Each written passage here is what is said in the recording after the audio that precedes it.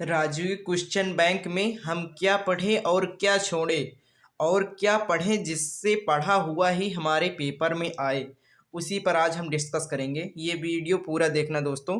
देखिए, एक नंबर से लेकर 20 नंबर तक ऑब्जेक्टिव प्रश्न आते हैं।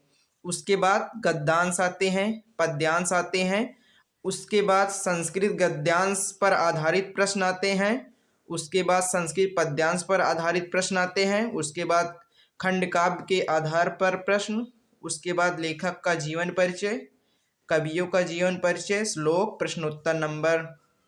इसमें प्रश्नोत्तर आता है जो कि 2 नंबर का। उसके बाद निबंध पत्र। इस पे हम पहले पर डिस्कस करते हैं, गद्यांश पर आधारित प्रश्न पर।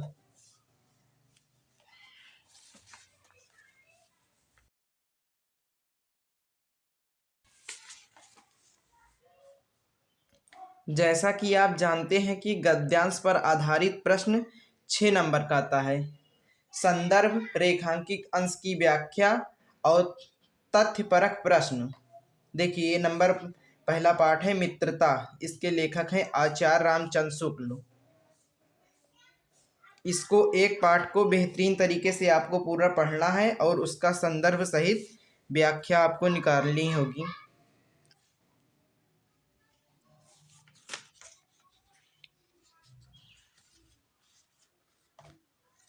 उसके बाद पाठ 2 ममता, जयशंकर प्रसाद इसके लेखक हैं।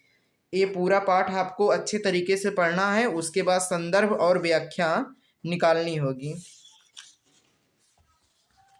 उसके बाद पाठ नंबर 3 है भारतीय संस्कृत, जिसके लेखक हैं डॉक्टर राजेंद्र प्रसाद। इस पाठ को पूरा पढ़ो, उसके बाद इसकी संदर्भ सहित व्याख्या निकालिए।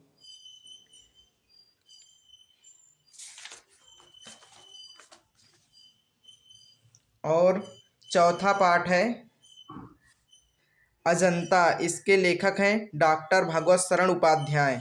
इस पाठ को पूरी अच्छी तरीके से पढ़िए और इसके बाद संदर्भ सहित व्याख्या। और इसके बाद क्या लिखूं, पद्मलाल पुन्नालाल बख्शी इसके लेखक है। इस पाठ को अच्छी तरह से पढ़िए, उसके बाद इसके संदर्भ और व्याख्या निकालिए।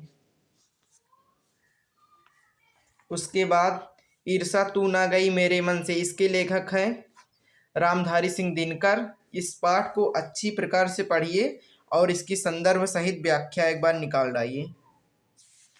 बस, आप चाहे ये पाठ छोड़ सकते हैं। उसके बाद पद्यांश पर आधारित प्रश्न को देखते हैं।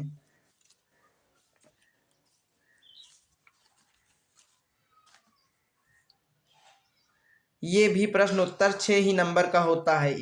देखिए, ये पहला पाठ है सूरदास पद। इसको एक पाठ को अच्छी तरीके से पढ़िए और इसकी संदर्भ सहित व्याख्या एक बार देखिए। और उसके बाद इसका दूसरा पाठ है गोस्वामी तुलसीदास। इसको अच्छी तरह से पढ़िए और संदर्भ सहित व्याख्या एक बार सिर्फ देख लीजिए, जिस प्रकार से आप इसकी संदर्भ और व्याख्या पकड़ सकें। उसके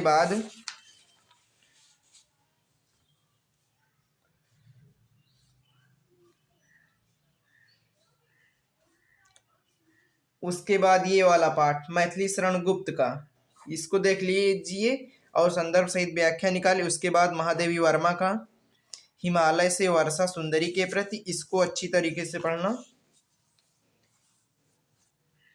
इसको अच्छी तरीके से पढ़ के संदर्भ सहित व्याख्या। उसके बाद सुमित्रा नंदन पंत का संदर्भ सहित व्याख्या एक बार अच्छी तरीके से देख लो।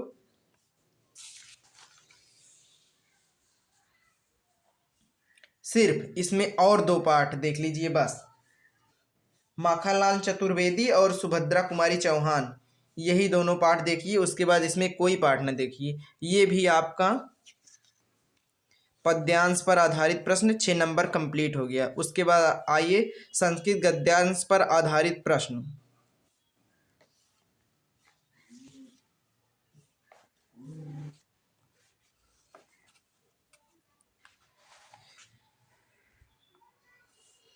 ये 5 नंबर का आता है। इसमें आपको ज़्यादा नहीं देखना है। पहला पाठ वाराणसी और दूसरा पाठ भारतीय संस्कृत। और तीसरा इसमें देख लीजिए चंद्रशेखर आज़ाद। और उसके बाद रहने दीजिए, उसके बाद इसमें पद्यांश पर आ जाइए। देखिए पद्यांश में देखिए इसमें का ये देख लीजिए वाराणसी, भारतीय संस्कृत और जीवन सूत्रम। उसके बाद आप रहने दीजिए, इसी में आपका फंस जाएगा। आपका हो गया ये 5 ये 5, ये दोनों 10 नंबर कंप्लीट। उसके बाद आ जाइए खंड काव्य के आधार पर प्रश्न।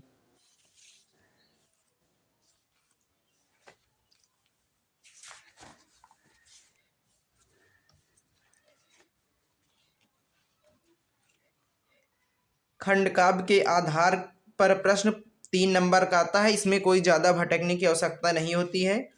अगर आप जिस जिले से हैं उसी प्रकार देखकर पढ़ना, जैसे कि जो जवाहर, कानपुर, प्रतापगढ़, मिर्ज़ापुर, ललितपुर और रामपुर गोंडा जिलों के लिए निर्धारित है, उसी प्रकार जो जिस जिले का रहेगा जो जवाहर में लिखा रहता है। जैसे कि आप देखिए इसमें कुछ नहीं पढ़ना, सिर्फ यही ये यहाँ से यहाँ तक, और उसके बाद यहाँ से यहाँ तक आपका इतने से यहाँ से इतने में और यहाँ से इतने में आपका 3 नंबर कंप्लीट हो जाएगा। सिर्फ एक बार सरसरी निगाह से पढ़ लीजिए बस। उसके बाद आ जाइए जीवन परिचय पर। जैसा कि लेखक में 7 पाठ है, उसी प्रकार इसमें केवल 3 ही जीवन परिचय याद करने हैं। फर्स्ट पे आचार्य रामचंद्र शुक्ल, और दूसरे पे जयशंकर प्रसाद, और तीसरे पे डॉक्टर राजेंद्र प्रसाद। और कवि में आपको 13 पाठ दिए गए हैं, उसमें से केवल 4 जीवन परिचय याद कीजिए। हाँ, और इसकी रचनाएं आपको याद करने से बहुत फ़ायदा होता है। इसके लिए आपके ऑब्जेक्टिव में जो प्रश्न बनते हैं उसमें आपकी पकड़ मजबूत होती है।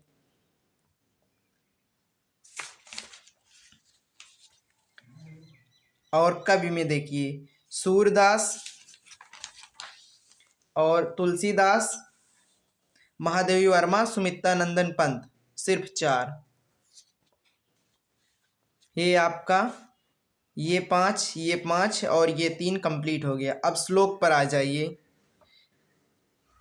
श्लोक जो जिस प्रश्न पत्र को आप हल कर रहे हो उस प्रश्न पत्र में ना हो और जो आपको याद हो उसी को लिख दीजिए, आपको 2 नंबर कंप्लीट हो जाएगा। और उसके बाद प्रश्नोत्तर नंबर 8 में देखिए 2 प्रश्न पत्र आते हैं।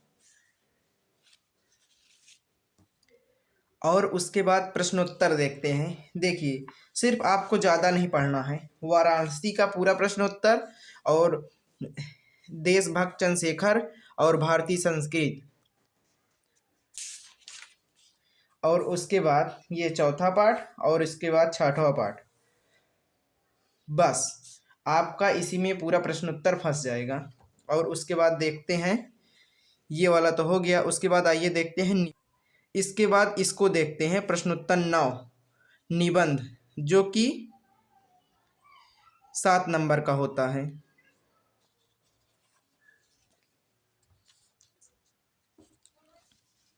निबंध में हम पहले नंबर पर इसको रखते हैं, जीवन में अनुशासन का महत्व। इसको पढ़ना, और इसमें पढ़ने से पहले अगर आप पूरी हेडिंग को अच्छी तरीके से याद करके उसके अनुरूप लिखते हैं तो आपका नंबर नहीं कटेगा। जैसे कि प्रस्तावना, और जैसे इसमें है अनुशासन के तात्पर्य, अनुशासन का महत्व, विद्यालयों में अनुशासनहीनता और उनके कारण। और उसके बाद दूसरे पे है बेरोजगारी की समस्या। और तीसरे नंबर पे इसको विज्ञान की देन। और उसके बाद जनसंख्या विस्फोट।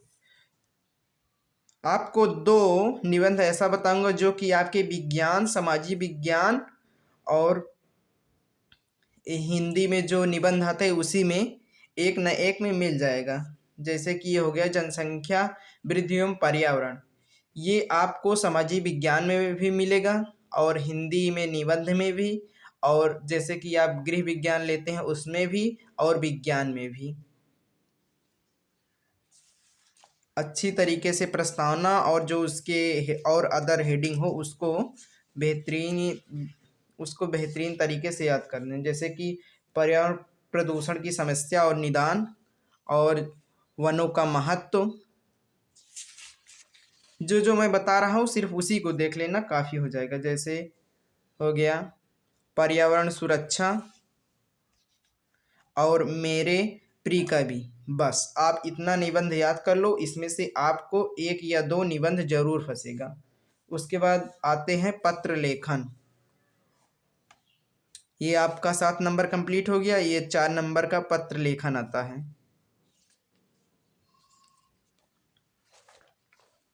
पत्र लेखन, पत्र लेखन में ये प्रधानाचार्य वाला और अवकाश हेतु और मेरे बड़े भाई को विवाह और सफाई, शहर की सफाई, सिर्फ इतने याद कर लो, आपका 4 नंबर फंस जाएगा। अगर दोस्तों वीडियो पसंद आया हो तो वीडियो को लाइक और चैनल को सब्सक्राइब करना ना भूलें। मिलते हैं आपसे नेक्स्ट वीडियो में।